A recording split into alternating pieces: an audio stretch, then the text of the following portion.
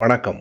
நான் சுபவீர பாண்டியன். 50 ஆண்டுகளுக்கு முன்னால் தமிழ்நாட்டில் கிராமங்களில் எப்போதாவது ஒரு வில்லு வண்டி வருகிற சத்தம் கேட்கிறதென்றால் அந்த ஊரின் பெரிய மனிதர் வருகிறார் என்று பொருள். அந்த ஊரின் பணக்காரராக அவர் இருப்பார். அது மட்டுமல்லாமல் உயர்ந்த ஜாதி என்று கருதப்படுகிற ஜாதியில் பிறந்தவராகவும் இருப்பார். ஆனால் 1893ஆம் ஆண்டு பெங்கானூர் என்கிற ஊரிலிருந்து அருகில் இருக்கிற திருவனந்தபுரம் என்னும் மாநகரத்துக்கு ஒரு வில்லு வண்டி வந்தது. அந்த ஊரில் இருக்கிற பலர் எரிச்சல் பட்டார்கள். கொடுக்கப்பட்ட மக்கள் மிகவும் மகிழ்ச்சி அடைந்தார்கள். அந்த வில்லுவண்டியிலே வந்தவர் யார்? சாது ஜன பரிபாலன சங்கம், அதாவது ஏழை மக்கள் பாதுகாப்பு சங்கம் என்று ஒரு சங்கத்தை நடத்திய ஐயன்காளிதான். ஐயன்காளியின் பெயரை கேட்டாலே அந்த ஊரில் பலருக்கும் ஒரு நடுக்கம் வரும். வாட்ட சாட்டமான உருவம், எதற்கும் அஞ்சாத ஒரு போக்கு. அப்போதெல்லாம் பட்டியல் இனத்தை சார்ந்தவர்கள் தெருக்களில் நடப்பதற்கே தடை இருந்தது. ஆனால் இவரோ வில்லுவண்டியில், அதுவும் தலைப்பாகையோடு, தோளில் அங்கவஸ்திரத்தோடு வந்தபொழுது மேல்ஜாதி என்று தங்களை நினைத்துக் கொண்ட பலர் ஆடிப்போனார்கள். ஒரு முறை திருவனந்தபுரம் போய்விட்டவர் திரும்பும் போது